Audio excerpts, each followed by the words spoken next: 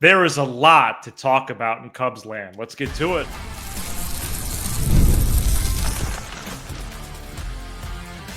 You are Locked On Cubs, your daily Chicago Cubs podcast, part of the Locked On Podcast Network, your team every day. You are Locked On Cubs, part of the Locked On Podcast Network, your team every day. Alongside Sam Olber, I'm Matt Cozy. Sam and I are lifelong fans, taking our passion into discussion with you on all things Cubs. Thank you for being part of the show and making us your first listen today. And the best way you can help us grow the show is to listen or watch every day. Subscribe on YouTube. And if you are watching on YouTube, then like the video and comment anything below. Today's episode is presented by our great partners at FanDuel. From the first whistle to the final drive, FanDuel makes the NFL playoffs even more exciting. Right now, new customers can bet $5 and get $300 in bonus bets if you win your first bet. Visit FanDuel.com to get started. Well, a lot of news to get to in the world of the Chicago Cubs. We're going to recap our initial impressions of the convention, get into some comments made by Tom Ricketts. And first, we're going to start with Jed Hoyer, who at the Cubs convention over the weekend said the Cubs aren't done building the roster and are focused on adding to the bullpen and the bench. They've spoken to many free agent relievers, including Tanner Scott, who signed Sunday with the Dodgers. We can get into the Cubs actually did make a substantial offer to the lefty closer, but it may not have mattered. So, Sam, no Tanner Scott. And granted, there was risk in that type of deal, which I'm sure you'll get to. But at this point, it would surprise me. My biggest takeaway from the weekend is that it would surprise me if the Cubs didn't sign someone for the ninth inning. It would. I think it would surprise me if they didn't sign somebody that could pitch the eighth or the ninth. I don't know, if they get a guy like, well, if they get Jansen, he's getting the ninth. To your point, if they get Robertson, though, maybe he's the eighth, Porter's the ninth. I don't know. But yeah, it sounds like they're going to get one of the guys that we've been talking about for a while. I almost think it's down to three. I think it's going to be Yates, Robertson, or Jansen. Am I missing somebody else? Maybe Estevez? Is he still? I think the fourth guy in that group. So the only guy you're missing is Kyle Finnegan. Oh, and Finnegan. That's right. Right. I think that's the foursome. Right. I don't think Estevez is part of the group. Okay, one of those four. You're right. Yeah, ninth inning or at least high leverage. You're right. Yeah. Especially considering they were mentioned in the Scott talks. I never really bought that, as we talked about off the air, but the fact that they were mentioned means if they were, let's say they offered, because Jed doesn't want to do big years with those guys. Let's say Jed offered 2 for 36 or something. Then clearly they're going to be able to get one of these other two guys or other three guys. Mm-hmm. So I think that, and then it seems like the bench. I mean, they need a right-handed hitting first baseman. Like they don't have one, so that's a non-negotiable. That's going to happen at some point. I just don't know when and who. And then the big question is, what do they do at third? There was a lot of, hey, Matt Shaw's going to be the guy, but that's really not about Matt Shaw. It's now, is Gage Workman going to be the backup third baseman, or are they going to go get one externally? That's the question versus Matt Shaw. So that's what's going on right now. Mm-hmm. My takeaways are not surprising. We're going to talk about Mr. Ricketts in the second segment, so I don't want to step on that. But, with his quotes this weekend, they were kind of interesting in the sense that, like, he said a certain number, but a bullpen guy and a bench guy, you're not going to get to that certain number. So are they going to really just kind of hope they get off to a good start and then add a bunch of guys at the deadline? Are they maybe anticipating an extension that would wipe out some sort of count towards the luxury tax this year? I don't know. But right now, I think what's on everybody's radar is, when are the Cubs going to go get that reliever, and when are they going to go get a bench piece or two?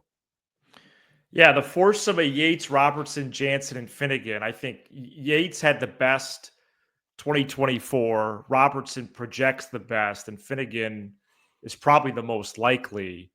The Athletics' Sahadev Sharma, who we met over the weekend, also mentioned Paul Sewald, Phil Maton, or is it Maton, and Ryan Stanek. Yeah, I think it's Maton. My question now is, Maton. I don't know. I think it's could Phil they Maton. sign two quality relievers? Let's say they even offered Scott 3 for 45. Could they acquire two people at that 15 AAV? Because then you really slide guys down on the depth. Yeah, I don't think so, because like most of those guys, like Minter and such, what they get, like 10, 11? Yeah. So, and I would expect 10. I think everybody out of those four is getting 10, 11 Okay. at least. So then, because the market's up too. Like I was talking to somebody today that was, I was arguing really semantics, friendly, of course, in DMs about, is Colin Ray a bad deal? And it was really like, no, we just wish that they spent their $5 million elsewhere, but 1 for 5 for Colin Ray, even though he made $3.5 million. The market for pitching in general has just increased. It's just, yes, it has. What did they get Neris last year for 9? Was it? Yeah, that was high at the time, but high at the time, and he was coming off a year where he had an ERA like in the ones. Yeah. So the market has just increased for pitching, and I expect one of. I don't. To be honest with you, this will sound probably crazy. I actually don't even want them to get two guys like that. I think they need one to stabilize, and then, as we've talked about ad nauseum on this program, your job as a pitching infrastructure is to develop internally with your bullpen. So they need to see guys like Porter Hodge continue to be really good or take a step forward. Same with Luke Little. Same with Nate Pearson. That's on the Cubs versus having to go out and spend $20 million on two relievers. That should be unnecessary. They should be able to get that done internally and just sign one of these guys for depth and insurance purposes.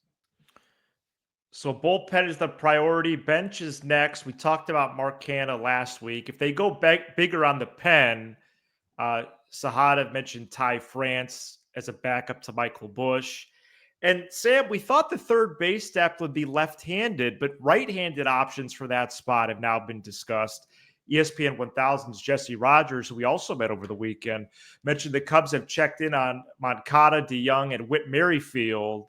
And Bruce Levine, who we didn't meet, but we saw, also mentioned Jose Iglesias, who, did you know, hit 402 against lefties last year? Jose Iglesias would be a great get. Wow. And he's kind of he's a contact guy. He's kind of like he's like a magical type profile, but he hit, he hit more last year, and he's, he was a real, spark to that Mets group. You know what I mean? Sorry. Yeah. Sorry, I caught you in the middle of another caffeine drink. So he was a big piece of that Mets team. And he's a good culture guy. Absolutely. We talk about Kevin Millar. Didn't he have that song last year with the Mets? He did. OMG. Yeah. So, yeah. Well, the capper to this is the Hoyer quote about starting pitchers. Yeah, read it. That may be an area where we don't continue to add to this winter, but if there was an opportunity, we wouldn't avoid it. Folks, it would be a surprise if they got a starter at this point. Yeah. On a significant major league deal or trade. Well, one of the things that I got from the convention, Matt, was that the Cubs, listening to those panels with Jed and Carter. And by the way, guys, we'll talk about it, but I tried to ask a question. I just didn't get the opportunity. I just think that depth, volume, quantity feels like a major focus for this organization this year.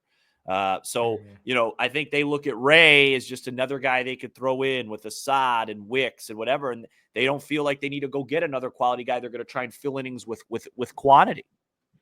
Well, then they better score some runs as well. Tom Ricketts spoke to a variety of outlets over the weekend. We're going to try to set that up and then get into what he actually said next. This episode is brought to you by FanDuel. From the first whistle to the final drive, FanDuel makes the NFL playoffs even more exciting. Right now, new customers can bet $5 and get $300 in bonus bets. If you win your first bet, that's $300 to keep the action going. The FanDuel app is easy to navigate, and the variety of bets keep every game exciting. Plus, when you win, you get paid instantly. You don't have to wait around for your winnings, whether you're betting on your favorite team, which I can't do in Illinois, but I'm glad I didn't, because, I'm in a great mood today, Matt, because we had a great weekend, but I can't lie. We're recording right after that game. I'm not going to say this is a Cubs podcast. I'm just going to say that wasn't the right result. I'm going to leave it at that. If you're just looking to add some extra excitement to the playoffs, you could do that too. Well, FanDuel has you covered. Just visit FanDuel.com to join today and start with $300 of bonus bets. That's FanDuel.com. Make this playoff season unforgettable with FanDuel, an official sportsbook partner of the NFL. Tom Ricketts spoke to a variety of outlets over the weekend, emphasized the Cubs are not in the same group of spending as the Dodgers, Yankees, and Mets, and that fans should stop expecting the Cubs to be in that range. For 2025, Ricketts said he expects the Cubs will end up close to the luxury tax threshold of $241 million. However, as we hinted at in the first segment, what that number is on opening day on March 18th remains unclear. Here is what he told the Chicago Tribune, quote, "Let's put our best team on the field. We have enough resources to win our division. And in baseball, if you get to the playoffs, you have as good a chance as any other team and making the World Series. Just try to be consistent, try to make the playoffs. I think we have all the resources to win. We can't worry about what the Dodgers and Mets do." Close quote. Sam, would you like me to read the 670 the score one? Is that the break later? Is that the break even one? Yeah. Please. Okay, because I do think with this quote, the message got lost. Either at best, this is unclear communication, or at worst, he's completely unaware of the audience.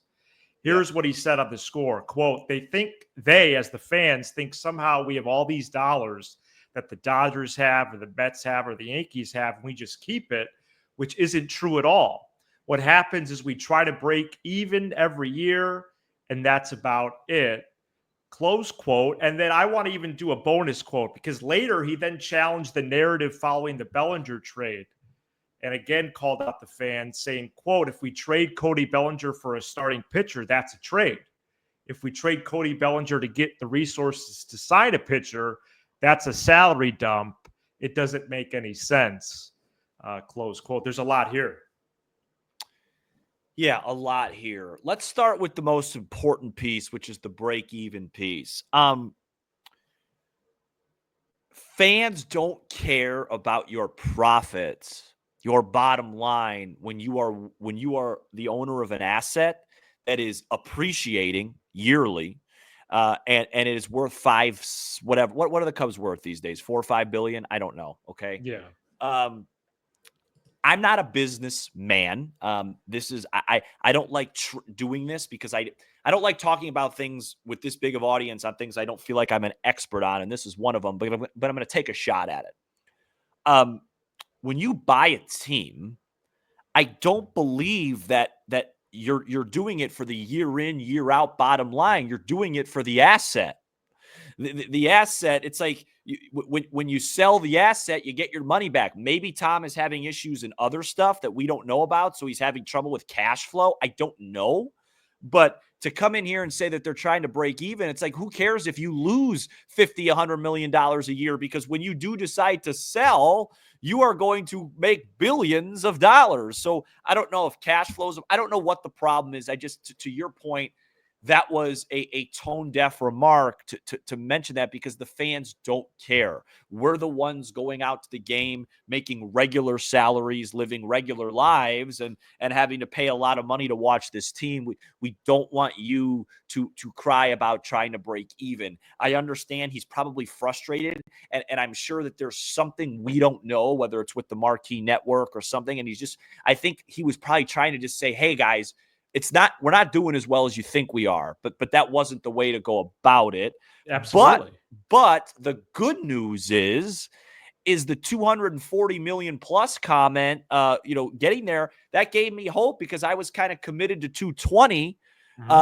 But because I don't expect the Cubs to be a 300 plus million, 350. The Cubs aren't the Dodgers or the Yankees. Okay. The Dodgers are the best run organization right now in sports. They got the best TV deal. They also have great player development. Like, that's going to get nipped in the bud after the CBA. They're going to even those things out. Until then, we just have to live with that. This isn't a Dodgers show. It's frustrating. We can maybe talk about that at a different time. But as far as that goes with Tom. It's like, okay, 240.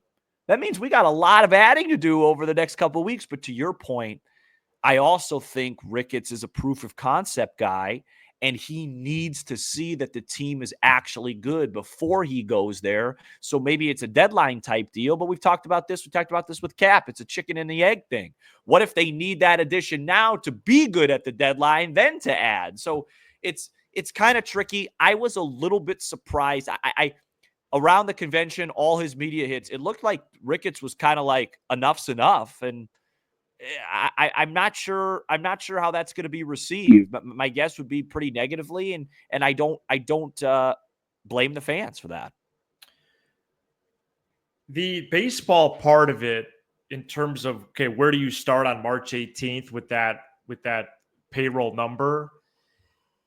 I just wonder what Jed Hoyer really thinks about that, because, and again, it was hard to keep track of everyone's comments really since Friday morning, because people were appearing on so many different places or talking with different outlets or whatever. Yeah. But Hoyer even said with Cap how What an interview important that that was, by the way. first 60, 80 games is. Yeah, exactly. So can you really afford the waiting game, where last year you have hard and fast evidence to say, wow, that first 60, 70, 80 games, that proved to be way too big of a hole to climb out of. Mm-hmm. And really the year before, Exactly. The expectation was, in terms of a division contention, murky at best. And then they surprised a little bit, 12-7 start. And then they really took a slide to the point where every game was like a playoff game. That's not sustainable. So there's that part of it. What do you want to look like on March 18th? And why can't it be March 18th? Why does it have to be July 18th? Hey, let me cut you off for 1 sec. This is important. Also in that interview, which was beautifully done by Locked On Cubs guest David Kaplan, is he asked Jed about the 2023 deadline, if he had any regrets about maybe not adding more at the deadline. And Jed said exactly what you just said in a different way. 3-4 days before the deadline, they thought they were selling. So they could go on because they didn't do enough in order to be able to buy. If they were a little bit better early on, they probably go get another reliever. They go over the tax or whatever it is, and they make the playoffs that year. So that's just another example of why those first 60 to 80 are so crucial, because if you put yourself in a great spot, Jed even said himself he probably would have done more in hindsight. But the 3 days before they got Candelario, they were still in sell mode. So those first 60 to 80 are so crucial, yet it's really more than that. It's like 100. It's like 80 to 100 are so crucial, but then, you may wait at the deadline. So I'm very interested to see what number they end at before opening day. But overall, I thought it was an awesome Cubs weekend. I thought Tom Ricketts had a rough one. I thought those media hits, if I'm him, which I'm not, so I don't know what it's like, but if I'm him, I'm just keeping it, hey, fans have the right to be upset. We're doing the best we can, I promise. But, I get it. We're not winning enough. Don't start diving into the profit conversation. That's just that. It's the exact same thing with the Tucker initially offering him way under. Even if you may be right, just you don't want the optics. It's not worth the bad optics. Keep the optics better. Yeah, because the break-even claim probably not true. And if it is, that means that someone, Tom Ricketts, namely amongst them, is choosing for all the non-baseball games at Wrigley Field, anything else Cubs-related revenue, is not going back into the baseball team. Right. Whether it's a rooftop, a sports book, Hotel Zachary, a concert, and more. But break even means that, guess what? I have decided it's separate. But also the other thing, again, and this might just be me being a business novice, but the Ricketts bought the Cubs for I think it was $845 million. Yeah, I have it right here. $845 million. It is now worth $4.2 billion. So even if you are just breaking even, you have the assets. So if they sell the team tomorrow, it's been an incredible investment. So then the question just becomes, are they not able to get cash flow for some reason? You see what I'm saying? Because the team is appreciative. Like they're worth like 6 times more than they were when he bought the team. It's been an outstanding investment for him and his family. So I just don't. And again, I don't understand how that works. Maybe it's other endeavors. I don't understand. But clearly the team is doing well with their evaluation. And so you don't buy a team for the year in, year out cash. At least I thought. You buy the team for the asset. Well, and I do think as of right now, this is Business 101 by Sam. As of right now, if I had to pick a number where the Cubs are on opening day, I would say it's 220 something. Yeah. Okay. Well, 228 would be a lot better than 220. Yeah. My thing with the Cubs is I don't want them to be. I'm realistic. Just being like the top 6, as long as they're in the top 5, 6, 7, that's good enough for me. Unless it's like they're like 60 million behind 5th or 6th. You know what I mean? Yeah, maybe we should get into that later this week because the Dodgers. What are they, like 375 now? They're out of not out of baseball, but out of the 124 teams across the 4 major sports, they're alone. And by the way, a lot of that's not even on there because of the deferred money. Yeah, it could be more. Way more. My guess is we're all feeling really more of envy. Like we label it as frustration, but it's not. Yep. Because we wish. Yep. We could be them. Well said. But right now, Sam, according to Fangraphs for luxury tax payroll, this is right now. Can I guess? Yeah, where are the Cubs? Probably like 13th, 14th. You're right. They're in 14th place. Coming up next, we start to review. Wow, what a great time we had. We start to review the Cubs convention. Today's episode is brought to you by Rocket Money. Did Rocket Money help you find any subscriptions you forgot about or you were paying for twice? That's definitely happened to me. I had a few subs that I didn't even realize I was still paying for. Rocket Money made it so easy to track them all down. It's like having a personal assistant for your finances. Rocket Money is a personal finance app that helps you find and cancel your unwanted subscriptions, monitors your spending, and helps lower your bills so you can grow your savings. Brings everything together in one place, whether it's subscriptions, spending habits, or even the goals you want to hit in 2025. Rocket Money has over 5 million users and has saved a total of $500 million in canceled subscriptions, saving members up to $740 a year when using all of the app's premium features. So cancel your unwanted subscriptions and reach your financial goals faster with Rocket Money. Go to rocketmoney.com/lockedon today. That's rocketmoney.com/lockedon to check out Rocket Money today. All right, I'm going to go over a quick hit list here, and then we can decide where we want to zoom in just for today. My guess is just on the listener part. Then we could always break it down. Yeah, we got plenty as the week moves along. Number one, this weekend for us, I believe, just confirmed how truly special and devoted this crazy, insane fan base is. Appreciate meeting and speaking with every listener who approached us, and I wanted to single out 2 quick stories and then really 4 people. So one, crazy Cub guy had us autograph a photo we took with him back in September at the Club 400 Sosa event. That was ridiculous. That was awesome. Awesome. And number 2, John Oberwertman had us call his wife Karen, who was back home in Austin, Texas. Very cool. Okay. Crazy. Also, want to say thanks to our everydayer, Joe Rossetti. Shout out to Prairie Ridge Baseball.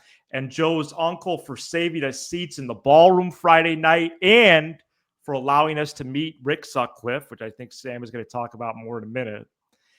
We also saw Sammy Sosa and Derek Lee making the Cubs Hall of Fame. Ian Happ's convo with Sosa was absolutely wild. Wonderful. And all the other news and notes about the 2025 team that we'll get to throughout this week. And then the last shout out, Sam, was to Nick Cozy. Yeah, he was great. Your best friend and my cousin. Yeah, Nick was he was Go Cubs. He was Nick's like such a he's such a happy guy, he's just everyone asks for a picture. Sure, I'll take a photo. Say Wrigley on 3. You know what I mean? Yeah. He's doing all that stuff. So I thought I had a good line once. Say 83 wins on. yeah, 3. no, 83 wins. No, there's so much to recap. It's hard to do it all in one thing. I mean, you literally said what I said. I could read my tweet. I ranked my top 5 moments from the Cubs con. Okay. And they were basically literally just what you said. I put number 5, seeing Sosa get welcome back. And really, I just didn't have enough characters, but it was / Ian Happ's podcast. I may talk about that more on a segment when I'm solo. It seems like a good solo thing because I really wanted to talk about just like how Sosa just oozes what a star is. Like he just embraces the moment. He loves the bright lights. And look, you could be a star without that, but like, you know what I'm talking about. It was just, you could just tell. It's not a surprise that he was the guy in 1998 with McGuire. It was great. 4, meeting Sut. It was very brief, but our buddy Tim, congrats to him on his Chiefs. Kind of put that together, and I'm gonna message Tim, and we're gonna see if we can get in touch with Sut a little bit more because I think kind of similar to Cat Matt, Sut and I have some common baseball stuff. You know what I mean? I think bringing him on, it would be a similar interview that we had with Cap. 3, I put meeting the other Cubs content creators. I put on there. Oh that was great. I thought it was really cool. We got a chance to spend a lot of time with Cody from CHGO. We talked with him a lot. Brett Taylor from Bleacher Nation. We had Michael Cerami on, but I never got a chance to meet Brett in person. He was awesome. Cubs on Tap guys love us. Cubs on Tap guys were great.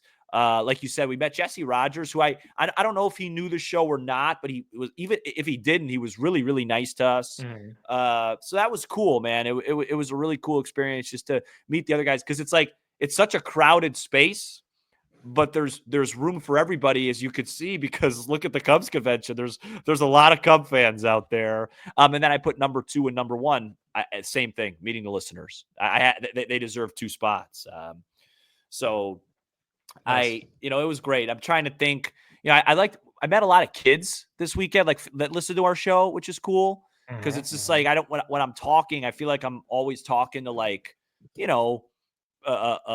maybe 20 and up. But like to have the kids resonate and like the show, that was really cool.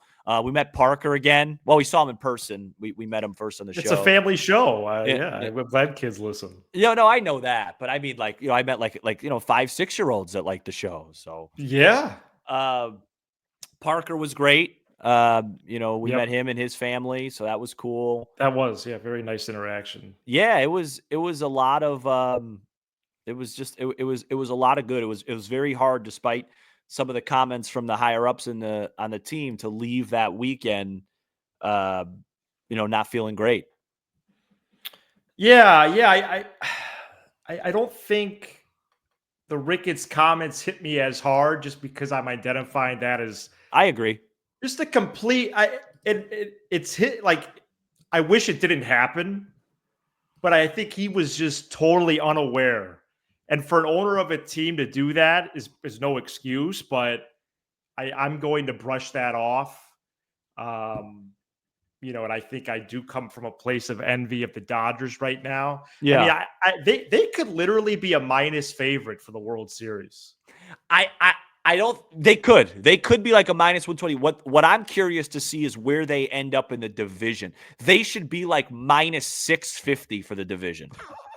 Which we've never seen. Like, how do they? That's stupid. If you're Arizona right now, or you're the Padres, you both have very good baseball teams. And I'll come out. The Giants are okay, but I'll come here and say it right now. The Padres and Diamondbacks have better rosters than the Cubs. They do. And and you have absolutely no chance to win your division. Your best hope, you can win 98 games, and you're still going to be playing a 3-game series the first weekend of the postseason in October. Think about that. Think about how demoralizing that is. So do you think, despite the Ricketts comments, would you say there was a buzz about the 25 team over the weekend, or a buzz in general? Only because people told me there was, because I haven't been to the Cubs Con in 25 years. Right. So I don't know what to compare it to, but everybody we talked to said that there was a buzz. Now the question is, was that buzz because of Sosa Tucker, or is that buzz because actually the team? I don't know. I mean, where I'm at right now is I'm really glad we have Tucker, but I Yes. still have the same feeling I did last year. Like, people keep saying the Cubs are clear favorites. Well, that's just because of the projections. Last year, the Brewers were projected to win like 76 games. So now they're projected to win like 83. I don't think we have done enough to separate from them where I could go into opening day and go, all right, divisions are like, we're going to win this division. I think we got a great chance, and that keeps my energy going. But I still think there's a lot more. And I know what you're going to say. Just adding one more reliever and one more bench guy to me doesn't do it either. Wow. I think they'll have a good chance. I think they are the favorites, but it's not clear. This team over there just won 93 games. And yeah, they lost Adames. So what? They lost Burns too, Woodruff, Council, And Williams. Yelich, Williams. Well, I know this is hard to project, but then let's say I'm going to give you two specific names. Let's say they signed Kirby Yates and Jose Iglesias. Where are you at with this ball club? I'm feeling good. Okay. But not great. But I'm feeling good. Go Cubs. Right now, I feel fine. I mean, the Tucker thing is a significant thing. It's just, he's got to perform on the field, and when that happens, that'll be big. I mean, he should make that lineup a lot better. And then, you realize at the convention, you're looking at the roster, you're like, well, it feels like something's missing. It's like, oh yeah, our best pitcher and our best hitter from last year weren't there, rightfully so. They're not going to come overseas. So, you add those two guys to the mix and you start looking at that stage. Okay, it's a good baseball team. Other news and notes out of the convention we'll get to throughout the week. Updates on some players' health statuses, things like that. Also on Thursday, going into the weekend, there was some confirmation of spring training dates and things like that. So plenty to catch up on and do throughout the week. Anything else, Sam? Just a lot of stuff more, to get into details with. I mean, since we've last done a show, Jed and Cap had a brilliant sit down. Tom also sat down with Ricketts and like three other media places. We went to the Cubs con. Tanner Scott side with the Dodgers. We didn't even mention, there's some Horner stuff with his injury we'll talk about. There's a lot of stuff going on right now, which is kind of nice because this is typically a pretty quiet time. Yeah, absolutely. And I would agree with you from earlier. I really enjoyed meeting all the other Cubs shows and that type of thing. I'll be excited to listen to other recaps and things. And then I'm really excited when they released the Hap episode this week with Sosa. I can't wait to re-listen to that. Like I agree. I was so thankful I was in the room, and we had a great spot, by the way. But I'm just really looking forward to listening to that. All right, thank you so much for checking out this edition of Locked On Cubs. You give us 20 to 30 minutes. We'll give you all things Cubs with a laugh or two along the way. Be sure to subscribe to our channel on YouTube or leave a 5-star review wherever you're listening to this. All right, we'll be back tomorrow. He's Sam Olber. I'm Matt Cozy. This is Locked On Cubs. Parker? See ya.